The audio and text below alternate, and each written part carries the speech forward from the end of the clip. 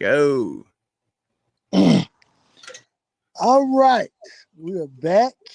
Round two, I would assume. I felt like when I text Trucking earlier this week, this week, I told him, I said, bro, what makes Kobe better than, Magic? And I thought to myself, I said, man, this is gonna be one of them subjects that, people gonna want to talk about. So Mm-hmm.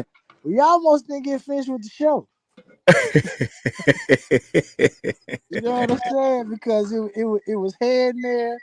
Everybody looking for the link. Where the link is here now. Hey, it's overtime right now.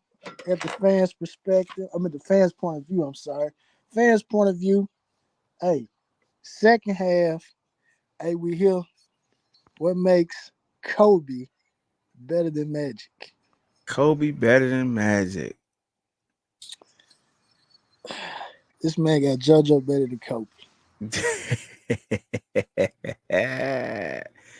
Put Stu in there.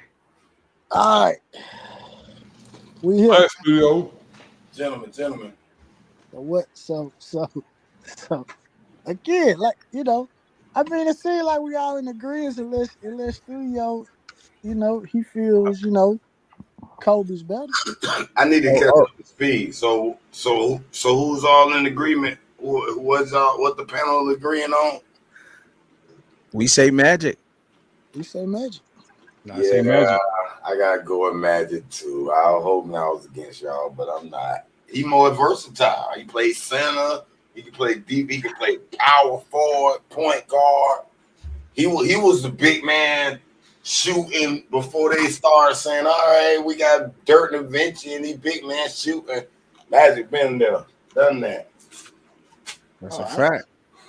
I felt like some people that maybe they'll jump on a little bit later. They may have some prior engagements, but it ain't gonna stop the show. Now, if I had a one-on-one game, I had to take Kobe over Magic. Okay, What are you talking about, bro? Well, Studi, you got mad. Studi, you got mad because I said the Pacers.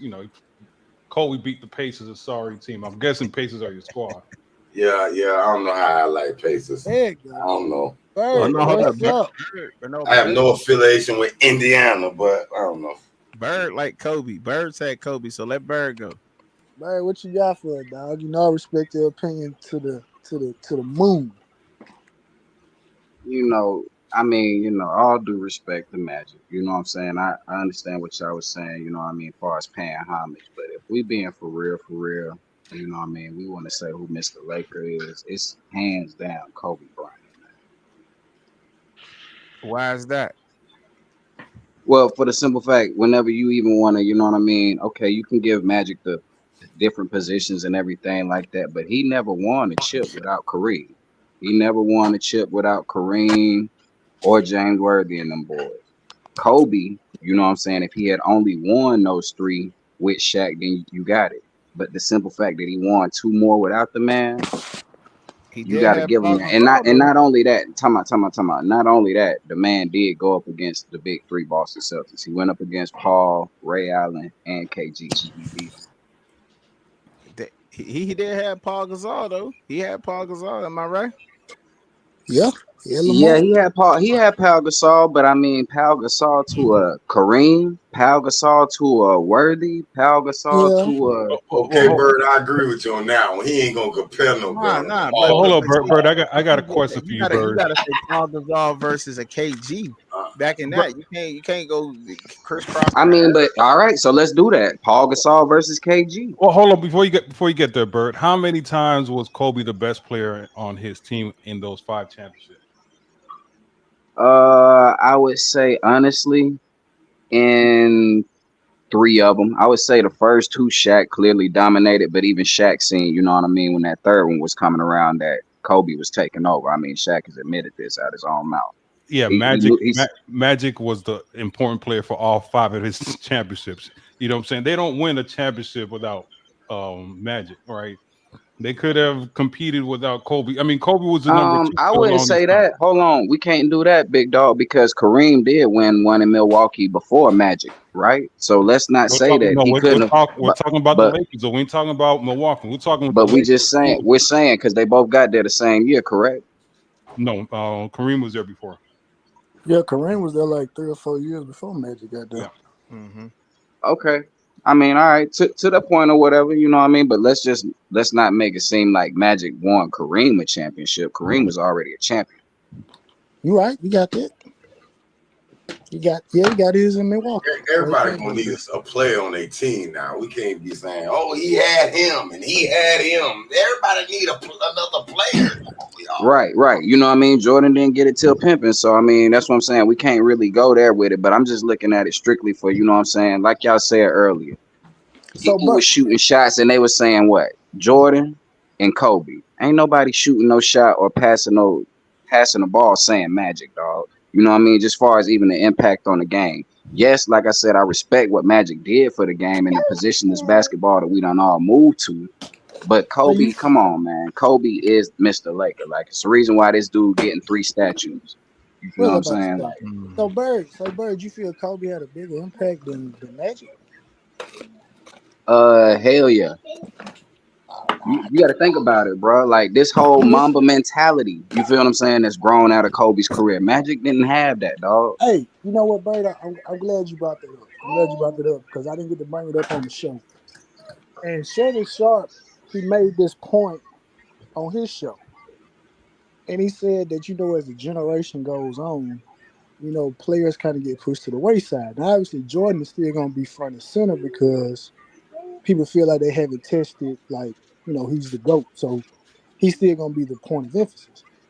But Magic, Kareem, Bird, Wilt, you know, those guys have been kind of pushed to the wayside. So I understand what you're saying about that Mamba mentality because you got Devin Booker and Jason Tatum, like, oh, man, what would Kobe do and all this stuff, and even Kyrie to an extent. But I would have to say, because obviously we don't have the media. Shout let Anthony in. I couldn't. Okay, I'll let him in. But I can't say for certain that a Penny Hardaway, maybe even Gary Payton, like those guys that came behind Magic, you know, playing point guard, that wasn't who they wanted.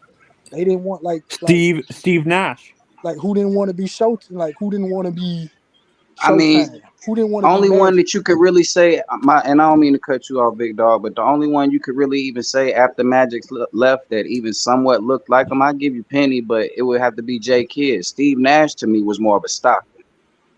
You feel what I'm saying? Oh, how about LeBron? How about Bron? Bron is, to me, that's the closest comparison to Magic. No, but except now Bron has developed that outside jump shot. But no, Bird, that's what I was saying. I'm not talking about necessarily just the body type. I'm just talking about the aspect of I'm the ultimate facilitator, right? That's what I'm looking at. Because obviously you can't be 6'9". You know, everybody can't be 6'9". You know what I mean? Right. But I'm just talking about just the aspect of you running an offense, you the guy.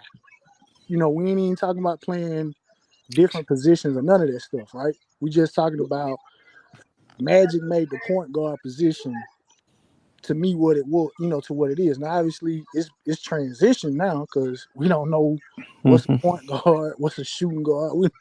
We don't even know what a small forward is. You know, but I was just, you know, it ain't nothing to just jump back and forth about. But like I said, I like that particular perspective on it. But I just feel like Magic had a bigger impact on the game, and I think just it kind of like Isaiah Thomas, right?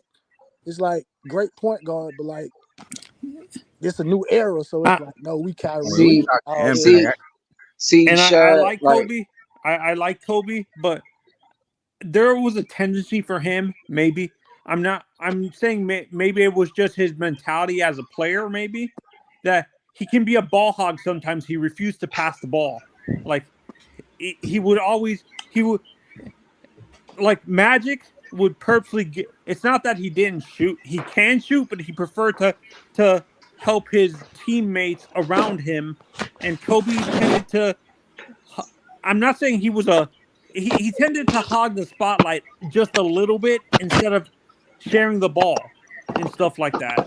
I like Kobe, but he had a huge tendency to hog the ball and stuff Are we like talking that. about the years that, you know what I'm saying, he was on the Lakers after Shaq? You feel what I'm saying? And that's the thing about it too. I feel like Kobe No, gets even with Shaq, he hogged the ball. Yeah, Shaq did say that. So we talking about the bet. We talking about the better player or the impact. Because see, if you talk about the better impact on the game, then I'll be leaning towards Kobe on that, y'all. Right. Oh boy, Magic made a big impact. I mean, I wasn't look. I want to lie then. That's probably why y'all don't realize the impact. And that's right. And you're right there on with that and point. The stardom. Everybody would want to be Magic. I wasn't there to see the impact that Magic had on the game. So to me, in my era, Kobe had more of an impact on the game of basketball. If you talk about who the better player is, I would say Magic. But then when you talk about the bigger impact, Kobe. Trucking, I'll put it this way. I'll put it this way. If it wasn't for Magic, hold up. Let's not talk over each other. That's when. Sorry. Trucking. I'll put it this way. Without Magic, there will be no live TV, no live sports right now. Okay. Yeah. Okay. No, that's huge. That's huge. Oh yeah, because they was pre-recorded games. You right about that. Yeah, and I like and what hurts Kobe also is some fans felt that he was just a carbon copy of MJ instead of being his own player. He was just basically a clone of Michael Jordan and stuff like that. I think that's why Kobe doesn't get enough respect in general by fans as a whole, because of the fact that they feel he's just a mini Jordan, and he refused to develop his own personality. I'm drinking as a body armor right now, and that got Mamba Forever on it. Strawberry grape. Yeah, but it took Kobe to, God bless him, to pass away before his legacy just blew up all of a sudden. I mean, everybody. I disagree. No, that's what I'm saying. I disagree. Okay, you might be right. You might be right, Bourbon. Let me finish the point. We talk about each other again. Only thing I can say is Kobe, his personality wasn't the marketing type. And I just think that part hurt. It wasn't his fault. But Magic, well, he was out there in the limelight party, had girls, had just a whole nother, almost like the Travis Kelce and what's his wife's name? Effect. Taylor Swift. NBA. Well, other eyes on it. So as far as impact, I have to get at it, man. It's something else I don't think y'all taking into consideration either, as far as this impact and like Kobe's personality. When he retired, he really wasn't into the NBA game, which I was talking about earlier. Reason why this college women's game is going the way it was. A lot of these females came up in the Kobe camps.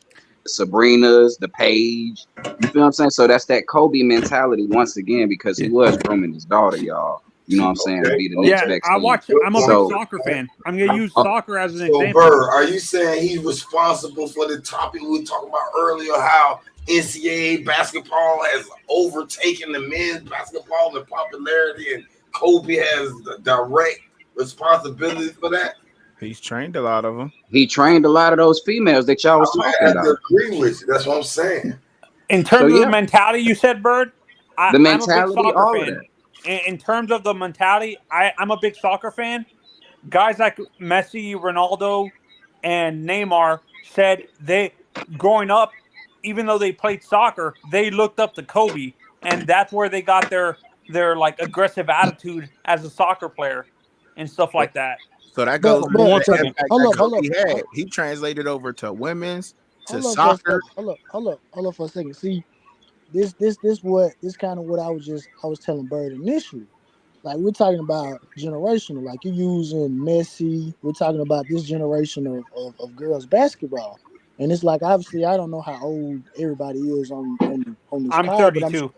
I'm sure we're all around the same age. So we weren't of age to see Magic or Bird. I'm 47. I'm going on 48, so I saw some Magic games. But I'm saying to see the impact that Magic had. You know what I mean? So we catch the back end, like most of us. Obviously, we watched Jordan. We was able to see Jordan because that was the 90s. But we're talking about this man put in work in the 80s and the late 70s. So we don't really know who Magic impacted because right now social media is at such a point. We can't necessarily say that Magic didn't have the same type of impact. That's why I don't want the conversation to kind of get off the But court see, because right. that's but what see, Shad, you can't. But see, Shad, you real talk, you can't do that because it ain't like Kobe came up in the league with nobody. He came in the league with a KG, with a Tim Duncan, with a Allen Iverson. And with AI is a one of the young D most. Wade. Time out. AI is one of the most influential and impactful players in the NBA. Let's just get that out the way. Period. You didn't see none of the tattoos, cornrows, the sleeves, none of that until AI did it. Facts. Yeah, I agree. I can just say and back to lucky to be in the social media era. And back to Magic. To be honest with Magic, I think, like you said, basketball games were always pre-recorded. Basketball didn't become live TV until I think the late mid 90s, if I'm correct. Late 80s, mid 90s. And with Magic specifically, I think also people a little bit tend to like ding him because he constantly lost to Bird, forgetting Bird was a great player too.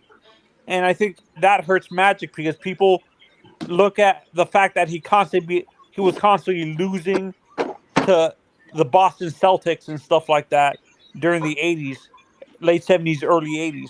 Do you guys think that Hey, I'm dings just let Magic a y'all little know bit? the NBA was live in 1953 and 54, so y'all be careful. They had a live TV game. Right. Was not really But that right there, but to his point though, that last point right there, that's why I can't give Magic the ultimate over Kobe. You talk about all-time greatest Laker, and he lost several times to the Lakers rival. Kobe never lost to them boys. Well, he lost once to them boys. Magic lost several times. He lost to the Spurs. He didn't get to the finals because of the Spurs. Let's not. Well, see, Bird, to me, that's kind of like what Anthony just saying. So the Celtics weren't the Celtics. I mean, hell, MJ lost to the Pistons before he got there. So what are we saying? But he's the GOAT. You feel him? You see what I'm saying? So we can't do that, y'all. No, I'm not. No.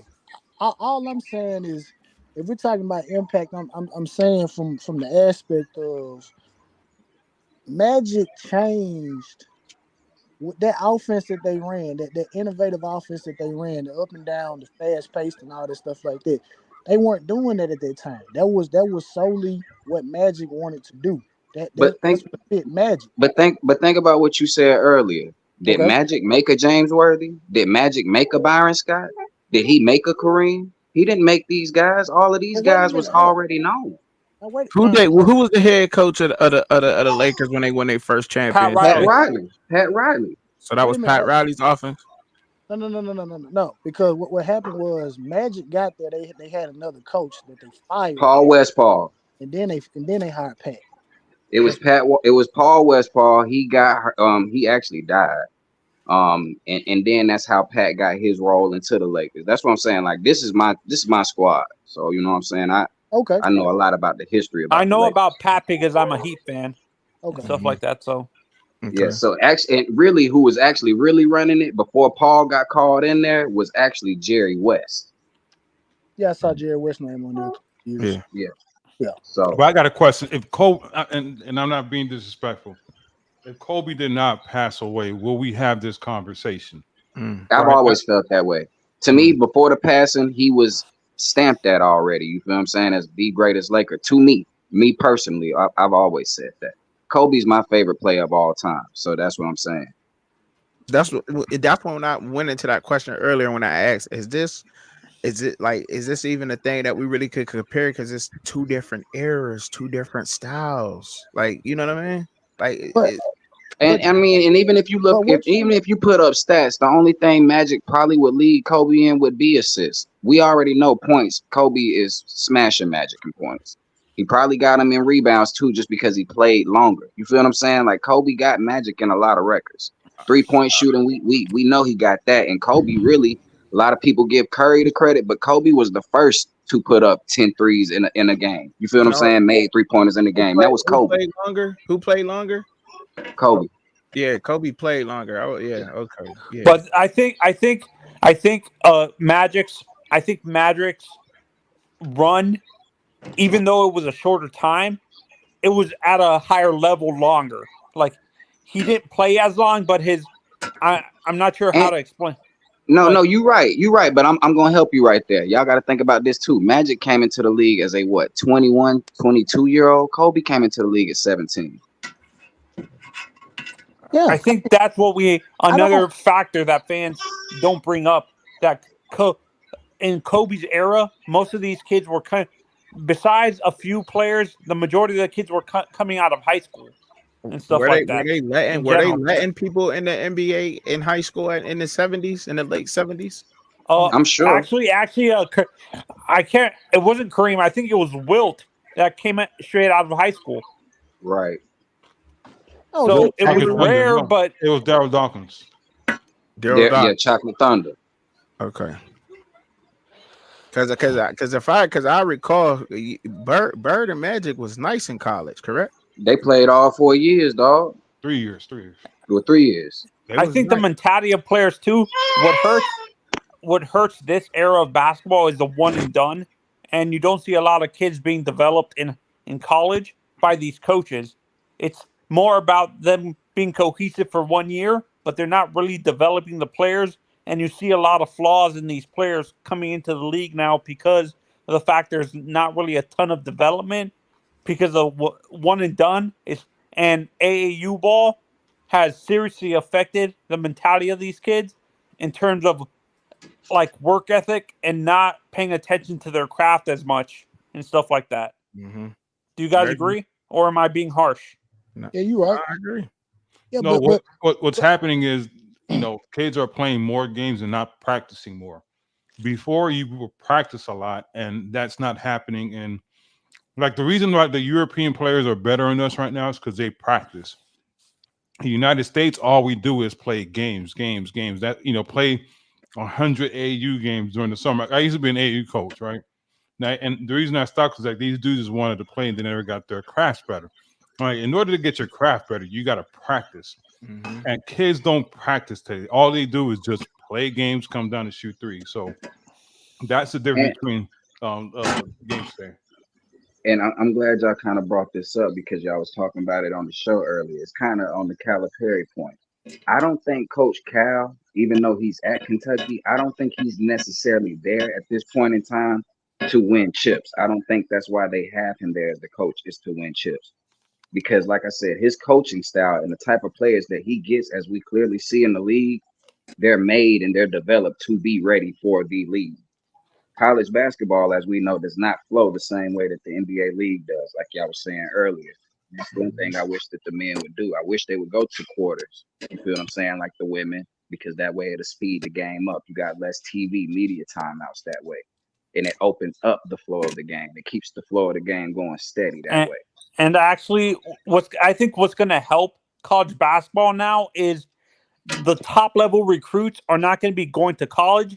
The majority of these kids are going to be going to the G League, and you're going to see a lot more 3 to 4 year players now because it's more of the lower the 3 and 4 star kids going into college, and they have to be there's still flaws in their game, and they're going to be developed a lot more and stuff like that. I'm gonna fire back on that because actually the NBA just came back out and they actually said they're discontinuing their G League Ignite franchise. So really, what the NBA is wanting is they're tired of like how this year's draft class, like y'all said, there's no face of college basketball. There's no face over here in USA basketball, basically. Like y'all said, a lot of these foreigners for the last couple of drafts, they've been the hot pick. They've been the top pick. So what these NBA execs want over here is they want players to come in NBA ready. You feel what I'm Yeah. saying? They don't want you to really have to go and spend a high 14th or 13th pick and you be in the G League for most of the year. No, if they get you, they want you to be a contributor, an immediate contributor, like your Austin Reeves and the said guys who fall a little later in the draft, mostly all the time every year. Those are I'm your gonna use older a cats perfect right there. example, Bird. I'm gonna use a perfect example as a Heat fan. Jaime Jaquez. People bash the Heat for that pick, but look at where the Heat are now. This kid is basically picking up the slack with Jimmy being injured most of the season and stuff like that, and he's picking up the scoring and stuff. So, And where an he NBA, from? a 4-year He's player like that.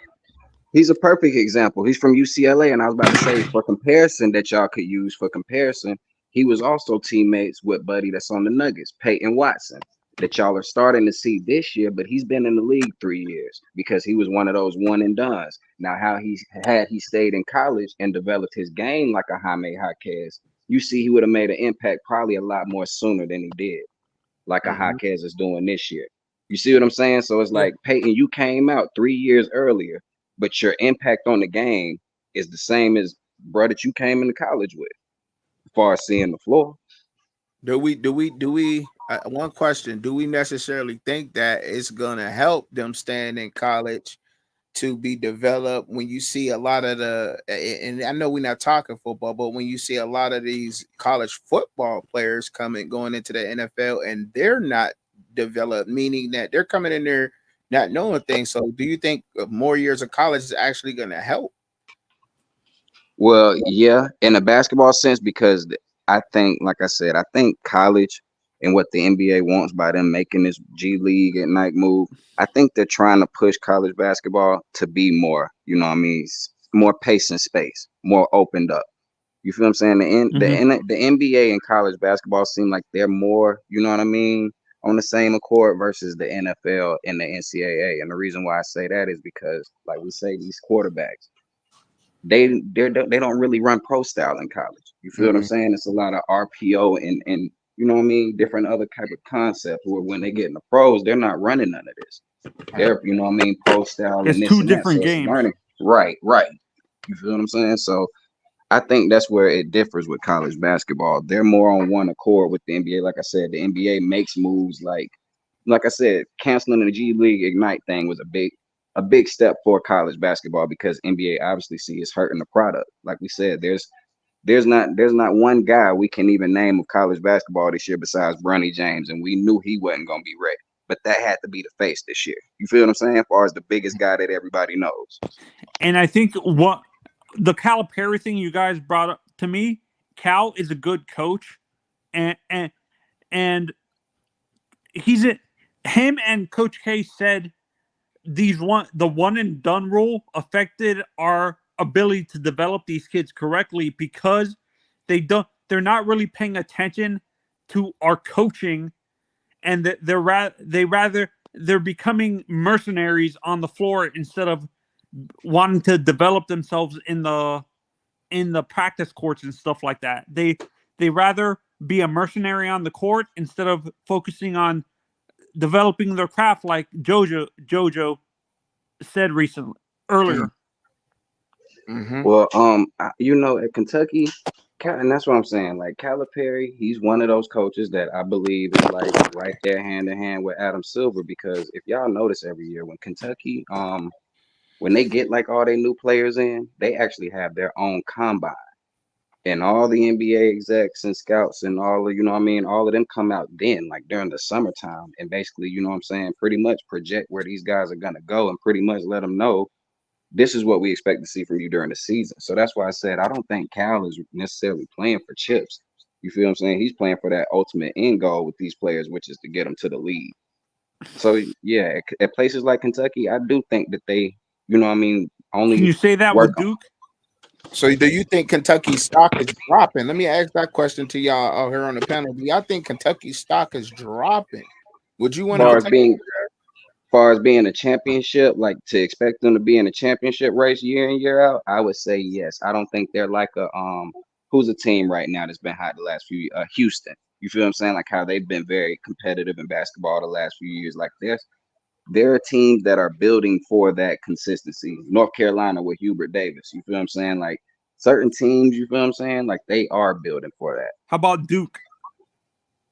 Duke, they're in that in between. I think, like I said, in the chat earlier, when people was jumping on Cal's throat, I think Duke actually had the top recruiting class last year, and they definitely got it this year. So John Shire is implementing his own thing over there at Duke. You know, Coach K wasn't a big fan of the one and dones. He would get the elite of the elite, like the Zions and the RJs or the Cam Reddish, or the Jason Tatums, but he wasn't a fan of getting a whole roster full. You feel what I'm saying? Now John Shire, he seems more inquired to do it, but at the same time, he's able to keep a lot of those guys around. Like if you look at the Duke squad this year, a lot of those guys, they were highly rated players, but he's able to bring them back for sophomore and junior years and still recruit, you know what I mean, higher level players above them. So Yeah, Duke and is kind of in a you know what I mean, in a good spot because of Coach K. yeah, and Calipari. Someone said Rick Pitino would be a perfect replacement, but I don't think that's going to work in Kentucky because of the way Pitino left Louisville with the allegations of him bringing strippers and escorts on campus. Like there was proof that he actually brought stuff like that on campus to entice recruits and stuff like that. I don't think he would be a good fit at Kentucky neither. Pitino, to me, surprisingly, I would like him at Miami after Coach L leaves. I think he's a good fit here because he's a coach, you know what I'm saying, that doesn't necessarily, like you said, he don't need a high caliber player to go out there and win. He just needs players that's going to buy in and believe in his system, and he'll get you there. I have a question. Could a Calipari work in Miami or no? Well, he wants a Miami job. I've known him for a while. He wants the Miami job. And Who is that, Rick? Coach Cal? Yeah, Coach. No, not Calipari. Petrino. Petrino wants a Miami job. Well, we should definitely consider if Coach L wants to step down after next year, because Coach L is building a solid foundation. I don't know if a lot of y'all follow Miami basketball, but he's bringing in the highest rated recruit we've ever had at the school next year, and Jalil Bethea, who's at the top. He's number 7 overall in the class. He's a 5-star recruit. I think he's a shooting guard, right? Yeah. And then he's bringing up another dude who's like number 40 in the class. That's another shooting guard, and Austin Swartz, and then a small forward and Johnson Aruga. You know what I'm saying? He's like 6'7". Yeah, and he's trying to bring in the Boozer twins the next year. Yeah. So you know what I mean? Coach L is actually building something nice here. You know, his problem is small ball. If Coach L can, you know what I mean, get away from that small ball, and it's okay to play small ball, but you still need length. You feel what I'm saying? You still need a guy who we're too small. That's why you went the Boozer twins, right? For that. Well, only one of them is pretty big, but he's even thin. You know what I mean? He's 6'9", but he's thin. You know what I mean? He looks like Bam. He looked like Bam when Bam was coming out of the Boozer. That's the power forward that you're talking about, Bird. Looks like. If you ever seen Bam coming out of high school, it's like that. He was very skinny. He was very lean. He wasn't like big. He wasn't like 250 pounds or something like that. Right. Like the kid who plays for New Orleans now. What's his name? The guy who played for Duke. Zion. Yeah, like Zion. Zion's like 240, 250. This kid at the max, he's like 220, 225, 230. And stuff like that, and that's more of a shooting guard. His brother's the point guard, and his brother's nice. I like him. I like him a lot. He's a good facilitator, but he also knows how to get his own shot when he needs to. And what I think is going to help Miami is they're starting to do more international recruiting in basketball, where they're going to bring in young players from the international side that probably feel that they might. The perfect example is Keyshawn George. He played in France professionally, but he realized that he wasn't going to get drafted high, so he committed to Miami to be developed by Coach L. Well, you know, I don't know, how long you've been following Miami basketball, but I was about to say Keyshawn George is just the latest project. If you remember the year that we went to the Elite Eight, Sam Wardenberg, he's an Australian. You know what I mean? So Coach L has Tony been Jacari. Jakiri. Tony Jakiri. He was from, you know what I mean, from Africa. And then you got to think about DJ Vasiljevic, the guard that we had. He Yeah. was also another Australian. So Coach L, you know what I mean, he's been around basketball so long. That's why. You know what I mean? He has very good connections and everything. That's why. And do you guys think it hurts older, like in terms of coaching specifically, guys like Calipari and Coach L to connect with this generation of players a little bit because they come from a different generation in terms of how they played basketball and stuff like that?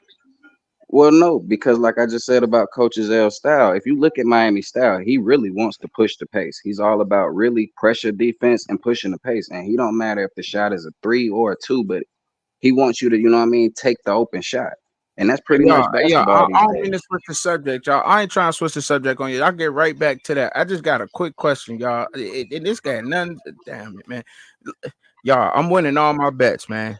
Should I pull out and cash out? I got Illinois, Tennessee, and Utah left. Should I pull out and cash out, or should I just let it play out? Let it play out. Hey, Bird, did you expect Oakland to upset Kentucky like that, or? Yeah. Until, like I said, once again, y'all have to realize Calipari is playing with a bunch of freshmen. If I'm not mistaken, Kentucky may have had 2 maybe graduate. The only guys 2 on seniors team. were their forward. The only 2 seniors were their starting center and power forward. Right, yeah, the center and Antonio Reeves. You feel what I'm saying? And they didn't know that he was gonna have the year that he had. He was really a surprise player this year for them. So no, to me, it's not surprising. Once again, Oakland is one of those teams where we talk about guys that have just been in the college game longer. Like I said, once you get in that college game and you see, you know what I mean, the flow and how the style of play is, like, you know what I mean? It's one of those things that happen. And also, if you let any one player get up 23s by themselves, you're probably going to lose that game because he's probably going to hit a good bit of those. And that's just one player alone. You've seen that he did. He hit 10 of them. So. Well, they finished them. They done now. Oakland done. NC State got them. Yeah, and a lot of people are saying that NBA in general is going international and moving away from college. Do you guys agree with that, or is that just an extreme? Well, NBA is going positionless. That's the thing, and you got to think about it. Like y'all said, back in the days, your Shaqs, your Hakeems, your Wilts, they played in the post. That's not Dirk's game. That's not a Luka's game. That's not a Jokic's game. You feel what I'm saying? That's not what they do. Now a big man has to be just as skilled as your forwards and your guards. But this is the thing. The thing is about overseas players, they are practicing their skills. We Americans are not practicing the way we play basketball. We just rely on athleticism. Athleticism and just run and shoot. There's no more skill set. You know what I'm saying? You look at Jokovic, right? You look at Luka, right? They're not strong, fast, or whatever. But when it comes to the skill set, it's a whole different beast. Look at Wemby, right? Wemby is way advanced for his age, and that's all because overseas they are practicing. That's a major. It's funny because I think about Allen Iverson, but that's a major thing. It's like you gotta practice. They're teaching the fundamentals overseas. Yeah, they're teaching the fundamentals. You know what I'm saying? It's like, and if you don't do it, the athleticism could only take you but so far, right? That whole dunking and running fast, that can only because if you really think about it, LeBron James is supposed to be the greatest player of all time, right? Supposed to be, but he doesn't have the skill set. When he was playing against JJ Barea, he couldn't post up JJ Barea. It's like, what are you doing, bro? It's like you have all the skill sets, but you don't have the ability to know how to play basketball. Mm-hmm. He can't post up. He couldn't shoot. He has his game is great now, but before it's like you needed this type of game when you were young. You know what I'm saying? Would you say these players coming into the NBA are like the American players are dumb in terms of not understanding, like watching tape and stuff like that? No, like it has nothing to do with that. They're just not practicing. They're not practicing. Hey, Cuban, I got a question for you. You as a coach, right? I'm sorry to cut you off, Bird. I just got a question. Hey, do y'all think the old style could win in today's NBA? Yes, because it's you're doing the complete opposite, right? Like when what's it called, when Golden State won, right? They were pretty much running the old Phoenix Suns offense, right? That nobody was running. That what D'Antoni. the Antonio was doing, right? Everybody's like, oh, this is never going to work. But if you perfect it, it's going to work. If you run like in college football, if somebody runs the option and runs it great, you're not going to beat it because you're not practicing for it. You know what I'm saying? Right. So every team in the NBA is practicing for 3-point shooting. But if you get a Shaq type player to play in today's basketball, he would win a quick 2 to 3 championships, and then the league will catch up. So if you switch up, I'm gonna give y'all go ahead. I was about to say, I'm gonna give y'all a perfect example. And it goes to your point. You said, winning the old way. The last team to kind of win it the old way was a few years ago with Milwaukee. They just transitioned away from it. Y'all got to think about it. Giannis won that championship. He took not 1 3. Dude scored 50 points from just playing in the paint and free throws. Kawhi did it with Toronto. Yeah, but there was a So lot of you know what I'm saying. So it can be. It can be done. You feel what I'm saying? But you got to think about where they was playing these guys. Offense still works if you want to run it through the high post, through the short corner. You feel what I'm saying? Which essentially what the triangle offense was with Phil Jackson. You feel what I'm saying? You had guys on the perimeter that was spaced out and around, but your offense attacked from that high post or from that short corner. And that's still, basketball is always going to be basketball. You feel what I'm saying? Like it's really just about the efficiency. way that he play is the old style, like that Pat Riley. Like no, hell no. I'm sorry, I'm not a big Bam fan. I think they should trade Bam and Jimmy. I think Bam is garbage. Bam can't make a layup. Bam can't post. Can't make a mid range. He's just, I don't know what the hell he is, right? But no, what the closest.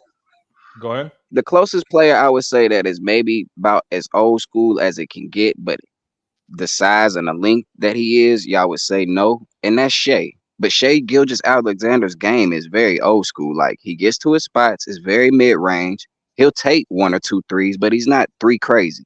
He attacks the paint. You feel what I'm saying? I would have to say Jokic is the most old school type of player you could get. And you guys, he's the most fundamental. He's the most fundamental. Joker and Wemby. Actually, Joker recently did an interview, and he said the reason why his footwork and his passing ability is so good is as a teenager he was mainly a point guard, but he had a growth spurt like around 17 or 18, and they had to move him to center because he was way too big and stuff like that. So. Yeah, like Anthony Davis. Yeah, AD is another example. And AD to me, what hurts him is his injury. He's a good player, but he can't stay healthy.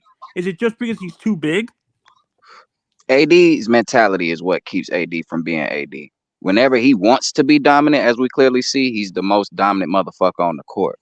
But when he is not engaged and locked in, it clearly shows. There's no reason to me a player like AD who can put up 40 and 20 on a Giannis and Embiid should ever turn around and be 9-0 or 0 for 9 against a fucking Sabonis.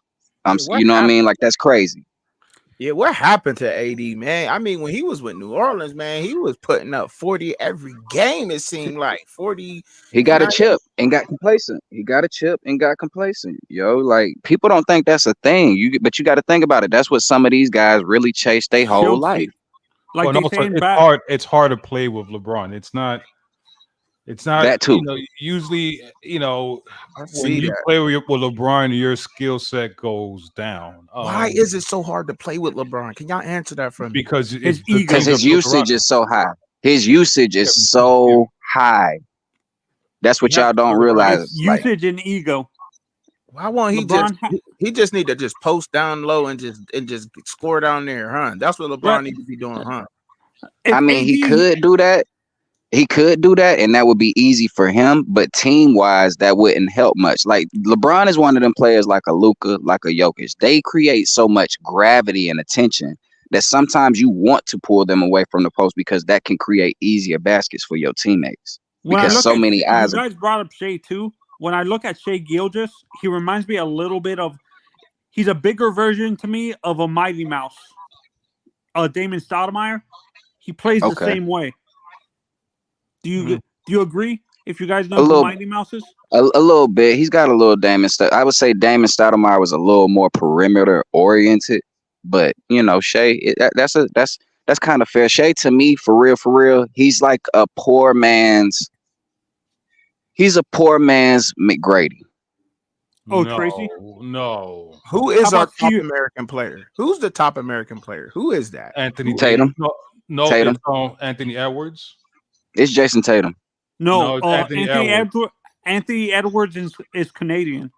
No, he's not. No, He's Anthony American. Edwards is from Georgia. He from Atlanta. He from right here, from where I'm from. He's from But Atlanta. I can't Unless even I'm give it to the thinking of the youngin guy right from- now. Unless I'm thinking of the guy from Portland, the point guard from Portland, Sharp, Shaden Sharp, the one that they're saying is a mini he's from Kobe. Canada. He's from Canada. I But, think Anthony Edwards is the best player in the league right now. Nah, see, but that's what I'm saying. See, you say that, but have you forgot all about it, Ja? You feel what I'm saying? Like Ant is in that group. I think Anthony He's in Edwards, that group. I think Anthony Edwards is the best player in the NBA right now. Why is that? Why you think Anthony Edwards? Man, have you seen that full play, man? That dude is ridiculous, man. I hate saying Over this. Tatum? Over Yes, Tatum? man. Yes. He is the Hold on, Cuban. You Hold on, Bird. You could tell me why you think Tatum is the best. Let him cook. Go ahead, Bird. Well, I was gonna say you do remember like Tatum as a rookie made an impact. Like, you know, he did get his team to the playoffs. Then the next year they got to the Eastern Conference Finals without a Kyrie. So this is my thing. The Eastern Conference is weak, not compared to the West. The West has a lot of teams, and right now Anthony Edwards has, the Timberwolves as the number one team in the West, or tied for first place. So, I mean, I don't know if you're watching Anthony Edwards, man. He is a combo of Jordan, Kobe, Braun, all put into one piece that could shoot. I mean, you guys got to watch Anthony Davis, man. And this is without Cat playing. Cat is not even playing right now. Yeah, you gotta truck it. If you get a chance, watch Anthony Edwards, bro. You're just gonna be like, what is this? I know Anthony Edwards for the Timberwolves. I know you're talking about. And the thing about Anthony Edwards is everybody looks at the dunks that he makes, right? And it's like, don't look at the dunks, look at his footwork, right? When he pump fakes, he's real methodical, real slow with it. He does a pump fake, takes one step, and then shoot. It's just his game is amazing. And you know what, Bird? I'm gonna give it to you because I always tell people in order for you to be considered a top player, you gotta do it in the playoffs, right? And Tatum has done it outside when he plays against the Heat. He's scared of the Heat. But so you know what? I'll give it to you. I'll give Tatum only because of the playoff performance. So that's our top American player, Jason Tatum. Now I wouldn't say, Bird, what do you think? Yeah.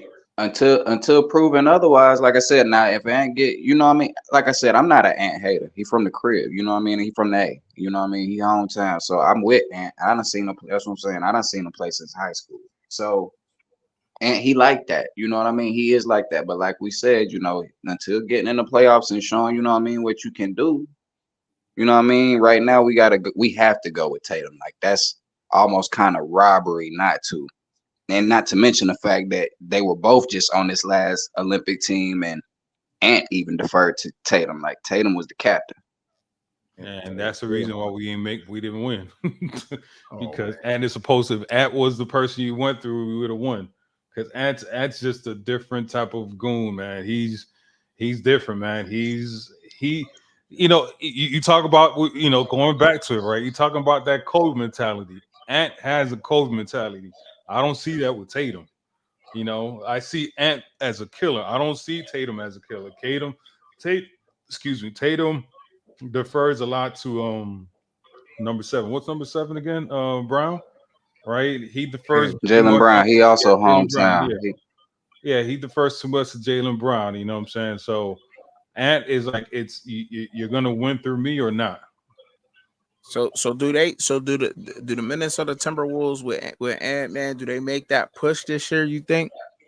It's depending if Cat No. comes back healthy. Cat has to come back healthy, but I'm not picking nobody over the Nuggets. Because it seems like the Celtics get there, but they just can't never win it. Nuggets are winning the next 2 Well, championships. Well, see what the Celtics' problem was prior, like I said, you know what I mean, is they had to take the steps to get there. The Nuggets are about the only team, you feel what I'm saying, that kind of skipped a few phases and got there. But that was, you know what I mean, due to them really having a solid team and basically team chemistry for like 3 to 4 years. They're like really the only team that's kept the same team around for like 3 or 4 years as far as the core. But with the Celtics, you know what I mean, it's like I said, you know, you're going up against a Steph who's been there and done that. You know what I mean? That's first of all, a Steph and a Clay who has been there and done that. And this is your first time, you know what I mean, when they went. And they gave them a little run for it, but nobody could do anything with Curry. They didn't have a Drew Holiday at the time. They didn't have a Derek White at the time. Mm-hmm. You know what I mean? So it plays a part. Drew Holiday is a big, as we seen when and one with Milwaukee. Drew Holiday is, you know what I mean, probably one of the most impactful role players that really doesn't get talked about enough. You know what I mean? So that's another reason why those Celtics look as good as they do. Derek White and Drew Holiday are some damn good perimeter defenders. Mm-hmm. Yeah, I like Drew Holiday. I like him. Like his game. He played tough defense. I like the way he played basketball for real. Who's the runaway MVP to y'all right now? Right now, I'm sorry. I know everybody's gonna say Jokic, but I'm gonna say Ant. you say and again on that. I can agree with that. I can agree with Ant. I can agree with Shea. You know what I mean? If he gets the 1 seed, I can agree with Luka. You know what I mean? Because Luka's just putting up crazy freaking numbers, like 35, 9, and 9. Like he's damn near averaging a crazy triple double. Like so, I wouldn't mind any of those 3. Shad in studio, who y'all got? Who y'all MVP this year? Hey man, I told you, I don't watch basketball. Man, I gave up on the NBA. I was just gonna say, Bird boy, with your extensive knowledge on your basketball, man, you need to start your NBA show. That's a fact. Yeah, I help you if you want to. I come on that bit. You can do it on my channel. You can start your channel however you want to do it, but you need to. I do bet on international basketball. When we got the NBA segment, don't be trying to steal our NBA guys' studio. Oh, okay, I got you. I mean, it's however y'all want to do it, man. Like I'm real versed in all sports, like for real. Besides like the baseball and soccer, you know, I'm sure it's people that's, you know what I mean, more knowledgeable than that. But yeah, the basketball and football, you know, them was my love. So, you know what I mean, I stay locked in and tune that with basketball. You know, you made me a believer. You had some names memorized. You had, you on the breakdown. Yeah, tell them studio. Well, like I say, I watch a lot of these guys. Through high school. You feel what I'm saying? So it's like, you know, a lot of people don't start watching them till they make the league and then start doing something in the league. Like I said, even college this year, you know what I'm saying? I can see the few diamonds in the roughs who's going to be impactful in the league this year, even though college basketball doesn't have a strong face to carry it. Why is it that much harder? Let me ask you this, Bird. Why is it that much harder to predict, like, high school talent making it to the NBA opposed to high school talent making it to the NFL? And then you also see, like, it seems like the draft every year be just some people you be like, damn, who is that guy? Because the studio, the thing is, basketball is a worldwide sport. No, I understand that too. Football is, but the thing is, you're in basketball, you're not competing against another American. You're competing against this dude from Russia, this dude from China, Africa. So that's why, you know, basketball is just, it's a little bit tougher. And you know, the reason why Bird knows so much about basketball, because people don't know this, Atlanta is the basketball capital for high school, right? With the old run and shoot and the OTE out there. So, you know, I understand that, but it's still hard to predict them, like, as a high school talent. Is it because of the growth spurt might come on late, and then all of a sudden this dude 6'11", you know what I'm saying? No, Suda, you missing it. It's the international talent. It's just it's like soccer, right? soccer, there's talent everywhere. You can't really say no more that Europe and South America produces the best soccer players, right? Because to be honest, the best soccer players come from Africa, right? And then they get imported into. Then they go to Brazil. Then I get they Brazil. get imported to Brazil, Spain, France, and London, right? But that's the same thing it's going on with basketball. It's an international sport, and you can't really, like I keep saying it. I don't understand this. We keep in America. We're playing basketball. We're not practicing in it anymore. Well, Cuban, hold on. But let's just keep the NBA. Focus on the NBA, right? Yeah. It's still mainly dominated by Black Americans at that. No, it's not. The top players in the NBA are. I mean, you can name like 5 foreigners, but the rest of them from I'm talking about the majority of the league. I ain't talking about the top face of the league. We talking about each roster need 12 players, or the NBA is not going to work. You got a point. 8% of them boys is blacks. Yes, you're right about that. But So we're talking about. So this is why I'm trying to compare. I understand what your point. I'm not arguing that point. I know the international game is making it harder for them to make it to the league. But what I'm saying is, it's on a eye aspect. If you just evaluate talent on the eye, and you look at a high school football player and say, "Damn, that boy can make the league, the NFL."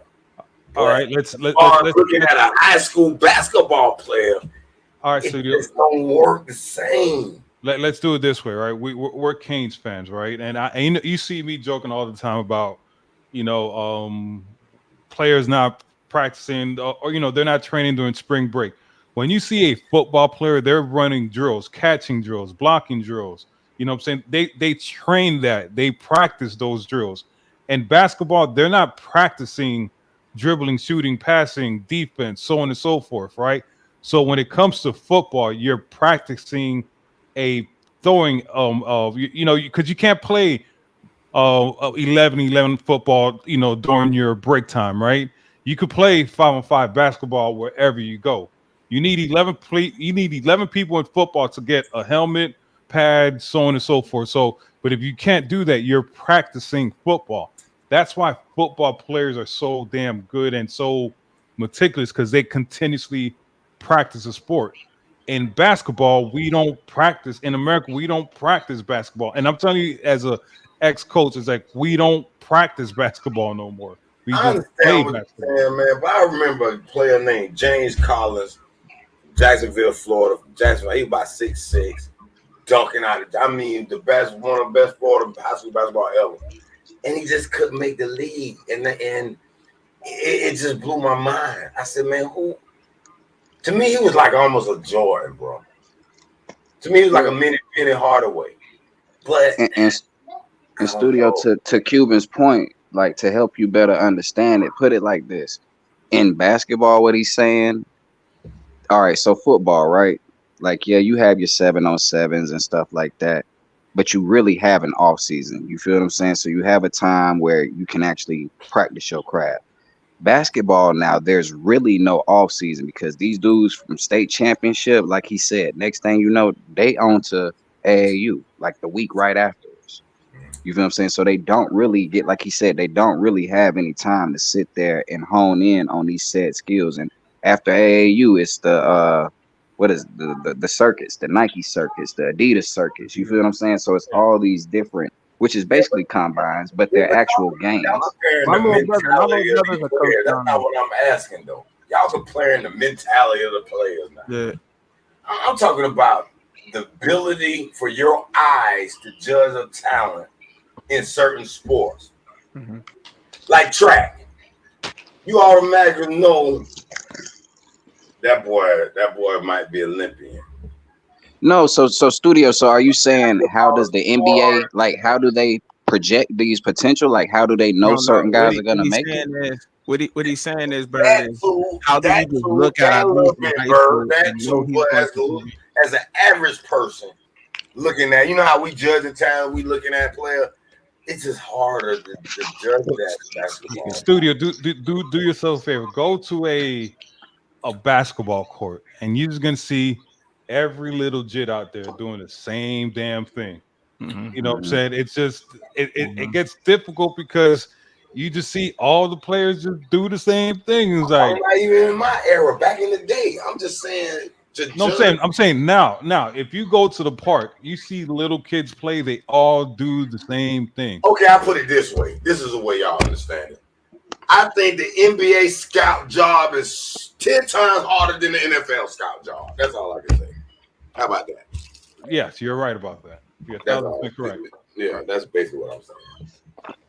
Yes and no, because of the exposure that a lot of these guys get. Give me that knowledge. No, I mean, I'm with you, but at the same time, like I said, it's no because the exposure that they get. So a lot of these NBA execs and scouts, they know these dudes at 15, 16, 17. You feel what I'm saying? Like they know them coming up. They really watch them develop in a sense. No, that's the same for all sports, Bird. They own them off since they are legit. Well, so this is the thing about basketball and the NBA. We're in 2024. The NBA already knows who's going to be projected to go in the first round 4 to 5 years from now. No, actually 6 years from now. They already have their projections. Like Wemby's little brother is already projected to go number 1, and he's 16 years old, right? They got this other dude from Spain. He's projected to go to number 1 pick, and he's like 14 years old. So the thing about I used to be a highly recruited basketball player. So the thing is, when it comes to basketball, your draft position is picked when you are a senior in high school, right? So it all depends from there. What's up, Ebron? I see Ebron join. What, Ebron, you said you disagree with something. What's going on? Go ahead, Ebron.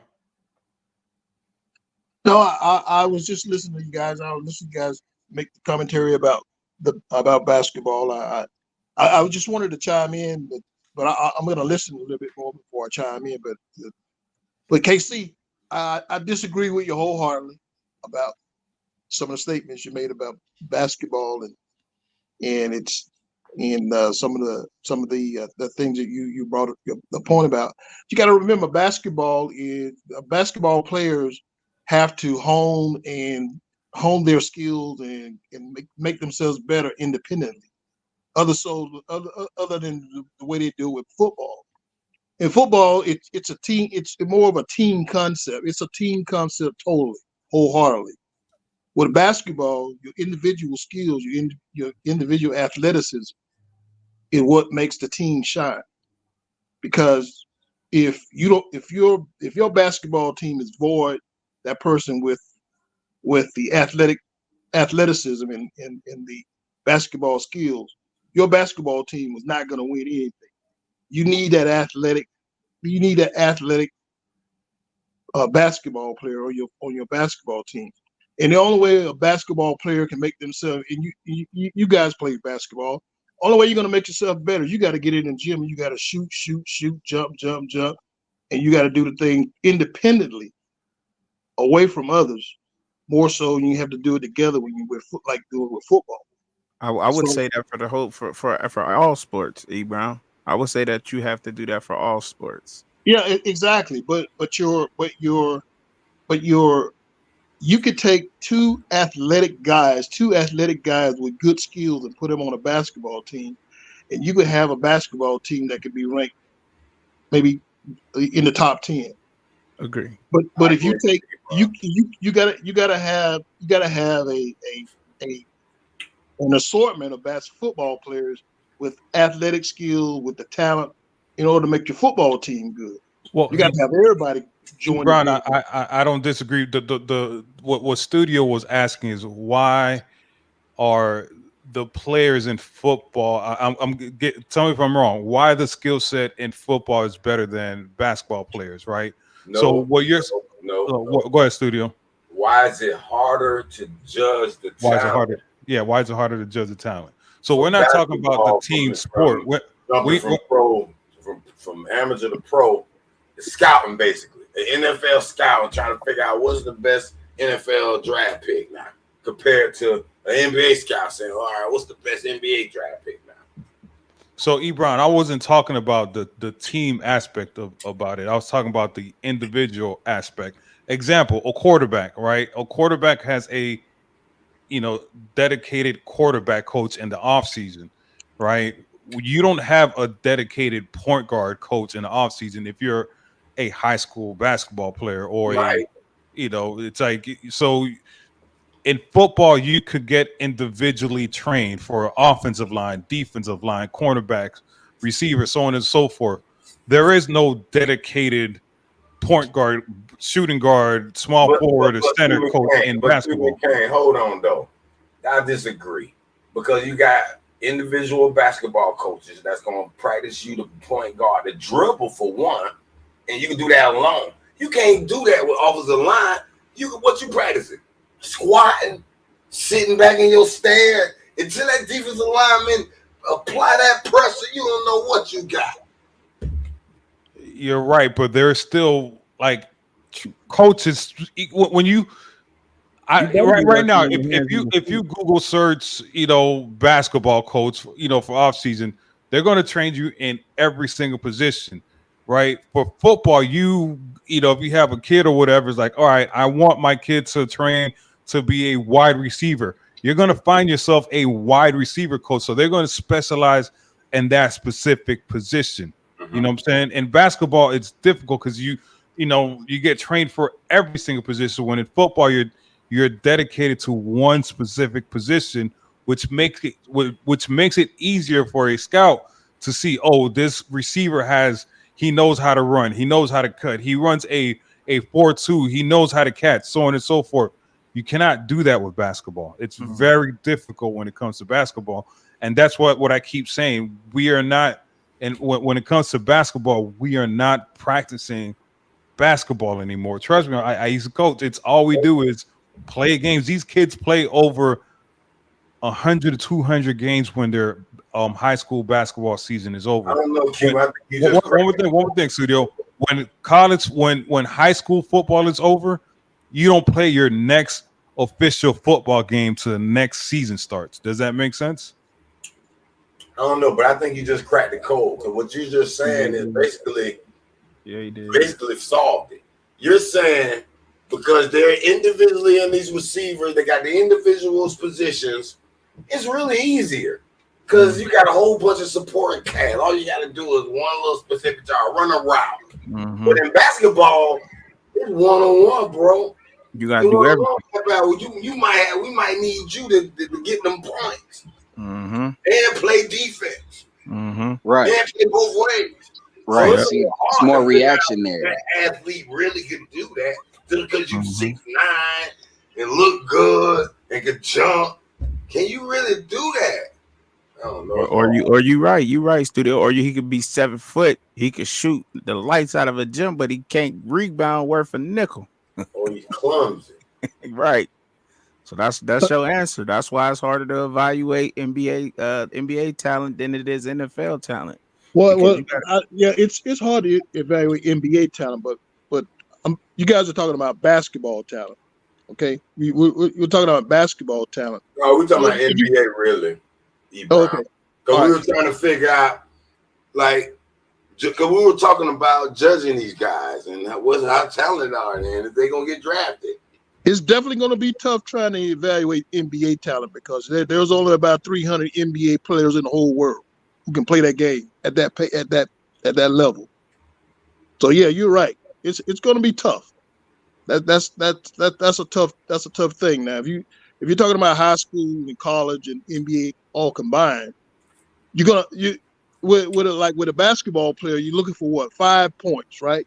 You're looking for whether or not the guy or girl meets the height expectation. The second thing you're going to be looking for is athleticism, whether they're athletic. Third thing you're going to be looking for whether they have skills when they're handling the basketball. And of course, one of the most important thing is, can they shoot? and then rebounding falls in between. In between that, if you have those 5 things, you could pretty much mold your basketball player into a not a prima donna, but a somewhat of a player that's expected to make it to the college level or maybe into the NBA. I don't If know, you have Ebron. those I five think there's things. one more element the NBA or just basketball in general has to overcome. And they got to overcome their own confidence a little more. Because in the NFL, as you're a running back or a wide receiver, you got a lot of people helping. You know, sometimes you can take a few plays off as a wide receiver. You know, line, you got your little guards and line helping you, pushing you. You out there on your own on that court. But can we all agree? Can we all agree? Crumble? I think they mentality. That's why Kobe. I don't know, bro. You might got an argument with Kobe and the mentality thing, boy, because you gotta have that in basketball, apparently. Can we all agree that the best athletes in the whole world are basketball players? Aren't they the best athletes in the whole world? I might have to go with soccer. Soccer. I gotta say track. I don't know. I'll say basketball all day. I'll say basketball all day. Basketball, As far as how you got to show everything, far as using athletic ability, yeah, I'm gonna agree with E. Brown because I get what he's saying. I go soccer 1, basketball 2. So what sport puts more of a rigor on the body? Basketball. Basketball. Basketball because the courts, because the wood courts. Basketball does. You could rest. You could literally rest as on a soccer team. You could rest. You gotta have a lot of skill on that ice, boy. Handling that puck, boy. The ice is super skill. And can't compete with basketball, man. I don't know. And KC, you played the game at a high level. Try to ice skate. You know that basketball takes a lot from a mental standpoint, from a physical standpoint. I agree with you. It's just because I'm not gonna say I'm a great athlete. I back when I was young, I consider myself a good athlete. I could not play soccer worth the shit. I could play any other sport. I tried, kicking that damn ball. I'm like, man, you got to be coordinated to hit that damn ball kicking. And baseball is a difficult one, but yes, basketball is difficult because you got to have hand-eye coordination. You got to have coordination. Period. If you can't look up and dribble and run and jump at the same time, that's a very difficult aspect to do. It just, for me, it was like when I tried soccer, I gave up within seconds. I'm like, I can't do this. It was too hot. It's probably because I played in Miami. I'm like, it's too damn hot. And y'all have to think about it. Basketball is literally like everything you're doing on the court is reactionary. You feel what I'm saying? Whether offense or defense, like it's counterpunching to everything that you're doing. You feel what I'm saying? You're trying to counter. Man's game. It's a thinking man's game. It is. Right. That's what they say. It's 90% mental, and the other 10% is the physical part of it. But you know what I mean? You trying to get to certain spots and beat people to certain spots and angles. You feel what I'm saying? It comes down to a lot, but all of it has to be second nature. So for only a 10% physical game, though, Bird, like how do basketball put more of a strain on your body than football? Are you kidding me? No. Have you played basketball, cardiovascularly, as far as your brain and breathing wise, but not as far as that pain and suffering. Hell no. That's why the NBA getting them guaranteed contract. Right. They ain't gonna be that rich like that. Well, y'all don't think about how many times a game a basketball player is jumping up and down on that court. Like that's another point. That's how they can play that many games, because it ain't as rigorous on your body. Right. Yeah. So what's the first thing that gives out on you in the basketball court? Your legs, right? Right. Your knees and ankles. Knee, ankle, foot. What do you mean? What do you mean? Give out on you? But you can do that for football, and there's other stuff that you get concussions. You got hand and wrist. You got. It's splinting. Your whole entire body pretty much is at play of injury, and NBA not so much. Right. I disagree. But what we starting to see a lot more. I was about to say, I'm with you, Ebron. I think I know where you're going, but I'm gonna let you go ahead and go. Go ahead. I disagree with you. I think I think basketball players are they don't have the equipment to protect them from injuries the way football does have equipment that will allow you to participate in such a brutal sport. But basketball, man, it's just you and your uniform. E. Brown, stop it. These boys, the game of football is designed for most plays, and most of all plays, there's going to be a car crash.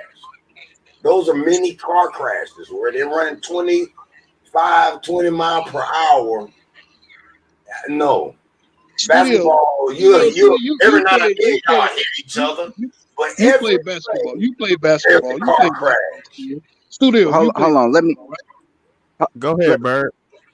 Go ahead, Bird. All right. So studio.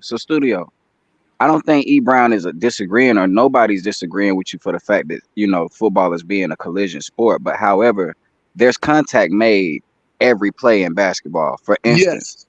And yeah, I don't know if y'all pay attention to a lot of post players, but every time back and forth all game long, when they go to set into the post, you are going to be met with that forearm shiver in your back. So if you don't think after a while, that person damn forearm shiver coming up in your back hurts after a while.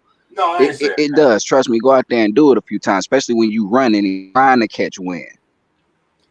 So you make contact. I buy that during the Piston days. But nowadays, basketball, man, I don't know about that one, Bird. They blowing the whistle. I get what y'all saying, though. I get what y'all saying. No, you do. You feel what I'm saying? Like, it's... I get what you're saying. We all can agree on this, though, for sure, though. Both sports then got soft. The NBA and the NFL. Yeah. But every time he drives, the man gets hit. You feel what I'm saying? That's the only way you can stop him. You ain't finna just reach no arm in there, you know what I mean, and think you finna strip the ball. That's a locomotive. Same thing with Giannis. That's why you see them trying to build the wall, but don't nobody really want to take the charge. You feel what I'm saying? Them dudes is really getting hit, really getting grabbed. I don't think it is that they gotten soft. I think that both leagues are trying to protect their assets, man. You have guys like Giannis and LeBron. You don't want to have some guy who's just the 15th player on the bench come out there and beat him up and injure the guy. But Ebron, isn't that the same as song? You don't want your nose, your lip to get bloody. I don't want to fight. I might get a bloody lip or something. Well, I mean, I agree in basketball with you.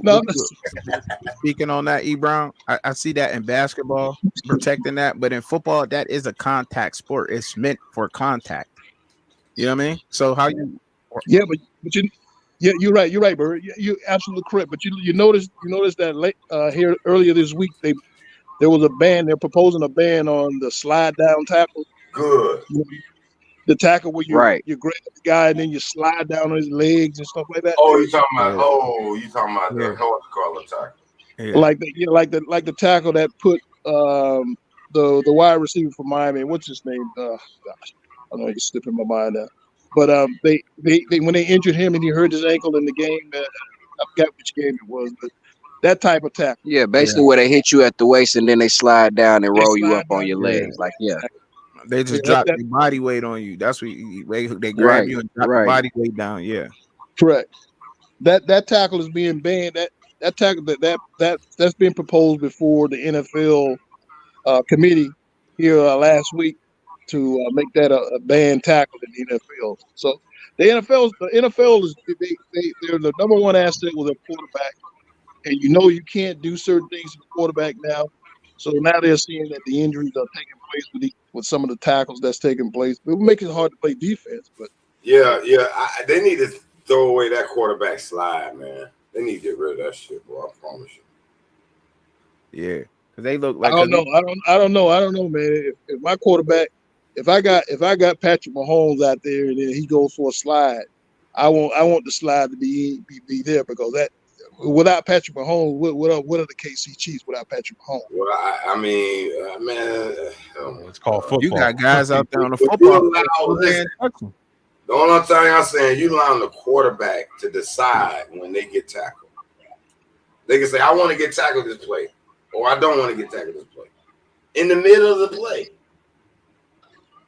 That just can't happen. That's just unsafe for the confusion of Brown, you missed on the question. Who's better, Magic or Kobe? You're right. Magic or Kobe? Yep.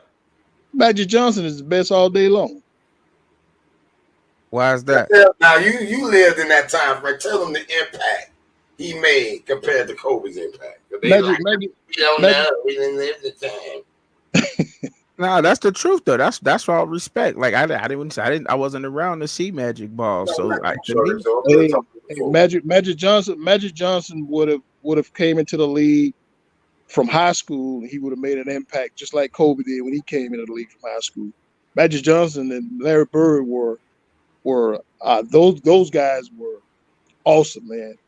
When I got to see them when they were young, and when Magic Johnson came into the league, he made the LA Lakers an instant champion when he came into the league, and he joined that team on his after leaving Michigan State, doing his after his sophomore junior year. He came into the NBA, and he played center. He was a starting center on the team during the finals. In his first year in, he played center, and took it. They won the NBA final.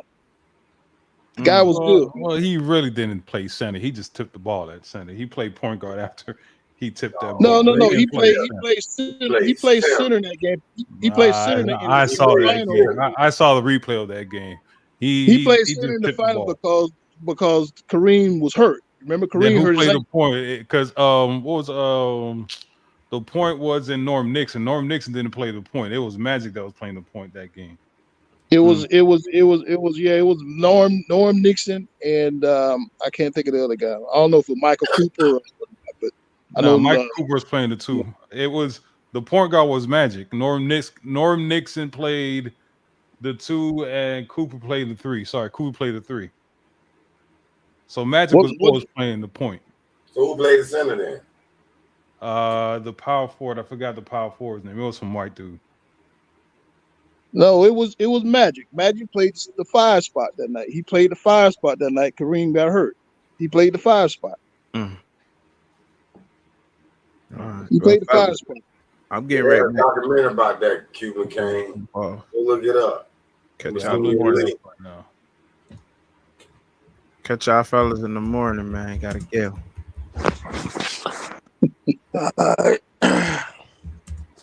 Yeah, I'm about to go. I got daddy duty, so I'll let y'all good folks another day. All right. And they called it they called it one of the greatest games of his career too. Yeah. They played all 5 positions in that game too. Oh, Jamal Wilkes. Sorry. All right.